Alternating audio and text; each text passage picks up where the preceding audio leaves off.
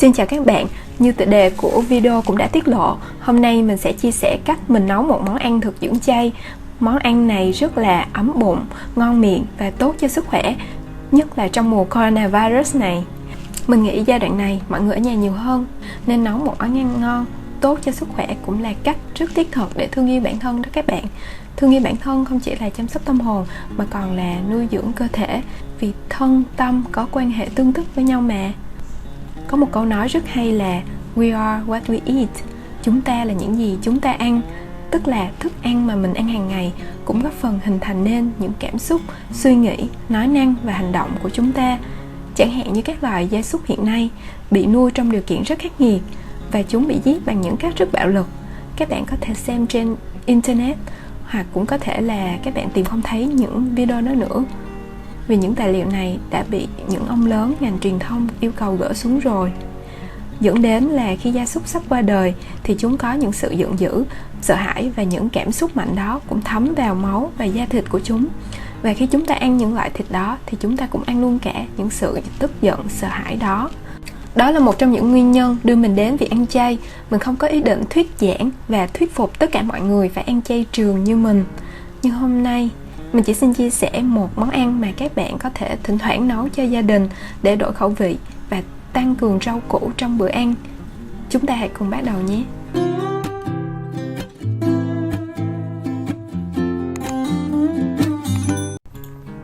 Trước khi bắt đầu thì mình vệ sinh mặt bàn mà mình dùng để sơ chế thức ăn trước. Nhất là trong mùa dịch như hiện nay thì cần ODC một xíu các bạn ạ. Mình dùng sản phẩm Tesna do bạn mình giới thiệu. Mình thấy mùi thơm rất dễ chịu. Mình để đường link bên dưới để các bạn cần thì liên hệ mua nhé. Nguyên liệu làm món này gồm có cà rốt, củ cải trắng, sả, hành tây, củ sắn, bó xôi, lá chanh và thơm, chả chay. Gia vị gồm có muối, hạt nêm thực dưỡng chay, nước mắm thực dưỡng chay, hạt điều, cayenne pepper hay còn gọi là ớt cayenne, tương miso. Mình còn dùng nutritional yeast là men dinh dưỡng tốt cho người ăn chay để bổ sung thêm vitamin B12. Cái này thì các bạn có thể dùng tùy thích. Và bún, mình dùng bún gạo lứt khô, sơ chế theo hướng dẫn trên bao bì. Đó là đem ngâm nước lạnh cho mềm trước khi trụng qua nước sôi, rồi vớt ra để ráo. Các bạn có thể dùng bún tươi hay bún khô tùy thích nhé. Đầu tiên là mình sẽ sơ chế các nguyên liệu. Mình bắt đầu gọt vỏ cà rốt. Như video trước mình có chia sẻ là chồng mình bị ung thư, mà người bị ung thư thì cần phải kiêng đường, do đường là thức ăn của tế bào ung thư, nên mình không nêm đường khi nấu ăn và chỉ dùng vị ngọt từ rau củ thôi. Tiếp theo mình gọt vỏ củ sắn. Vụng về quá các bạn ạ. Các bạn có biết không, chồng mình cứ chửi mình vụng về vậy đó. Gọt vỏ hành tây. Sả thì cắt hai đầu. Vụng về quá các bạn. Và tiếp tục gọt vỏ củ cải. Vụng về quá các bạn ạ.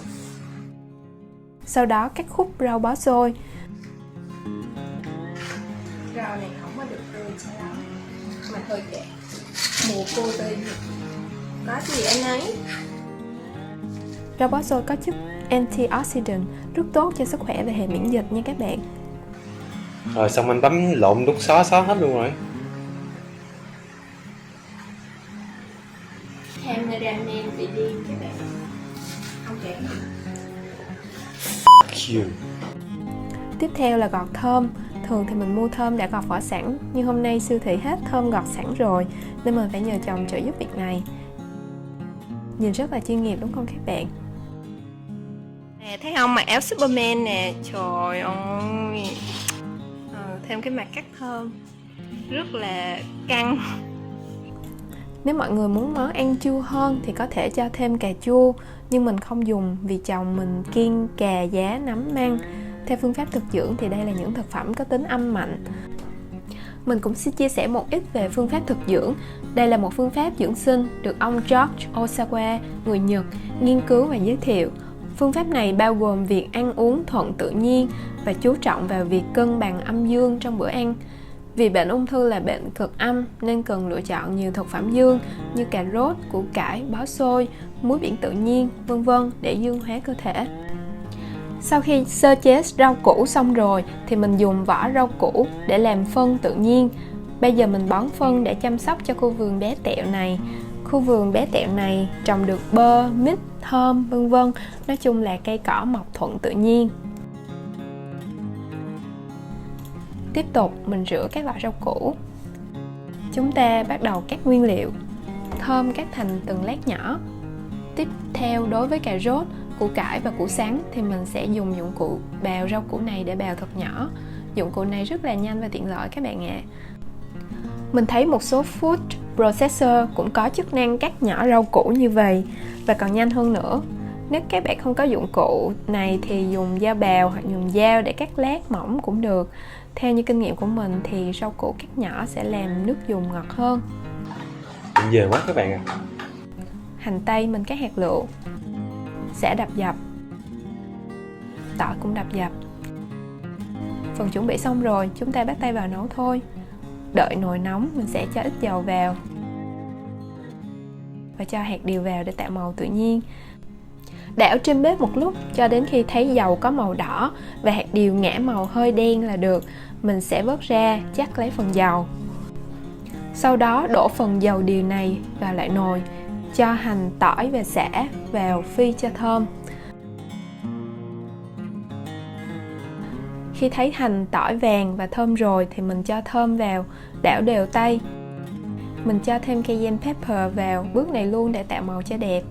Cayenne pepper hay còn gọi là ớt cayenne có chứa chất antioxidant rất tốt cho sức khỏe nha các bạn. Nếu các bạn không có cayenne pepper thì mình nghĩ thay bằng ớt bột thông thường cũng được. Mình xào thơm một lúc cho mềm. Tiếp theo, mình cho cà rốt, củ cải và củ sắn vào, đảo đều. Ở bước này mình nêm gia vị luôn. 1 muỗng bột nêm thực dưỡng chay, 1 muỗng muối, 3 muỗng nước mắm thực dưỡng chay, xào cho thấm gia vị. Sau đó cho vào 3 lít nước, vặn vừa lửa và nấu cho mềm. Trong thời gian chờ đợi nồi nước dùng sôi lại thì mình nướng chả chay. Chả này có thể không cần chế biến lại cũng được vì nó đã chín rồi, nhưng mình thấy nó hơi nhiều dầu nên nướng lại sẽ làm chả giòn hơn và bớt dầu đi. Khi nồi nước dùng sôi trở lại, mình nêm lại cho vừa khẩu vị, thêm một xíu muối và nutritional yeast và mình nêm miso cho thêm đậm đà. Nếu các bạn không có miso thì có thể thay thế bằng tương hạt đậu nành, có bán rất nhiều ở chợ và siêu thị đó các bạn. Do mình không tìm được tương hạt không đường và không chất bảo quản nên mình dùng tương miso thay thế. Chả cũng đã nướng xong rồi, giờ mình lấy ra và cắt khúc cho vừa ăn. Người bị ung thư cũng cần kiêng thịt, cá vì protein từ thịt, cá tạo môi trường axit, đó là môi trường ưa thích của tế bào ung thư, nên mình sẽ bổ sung protein bằng chả chay thực dưỡng trong món ăn này. Nồi nước dùng sôi lại thì mình cho lá chanh vào, đảo đều. Mùi lá chanh rất thơm các bạn ạ, thơm khắp nhà luôn đó. Và sả kết hợp với chanh thì rất là hợp. Cuối cùng cho cải bó xôi vào, đảo sơ là xong. Bây giờ tới phần trình bày món ăn.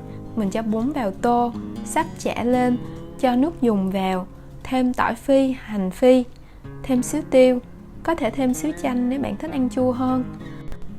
Mời cả nhà cùng thưởng thức.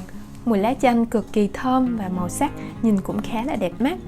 Món bún lá chanh có vị ngọt dịu của rau củ, vị đậm đà của tương miso và vị chua nhẹ của thơm.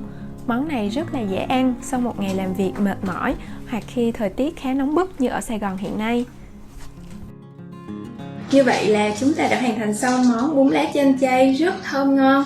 Hy vọng các bạn sẽ thử trổ tài trong căn bếp của mình và chia sẻ thành quả với mình trong phần bình luận bên dưới nhé. Và hãy đăng ký kênh Peaceful Learning để chúng ta có thể xây dựng một cộng đồng và chia sẻ những lối sống lành mạnh để nuôi dưỡng thân và tâm nhé. Cảm ơn các bạn đã ghé qua.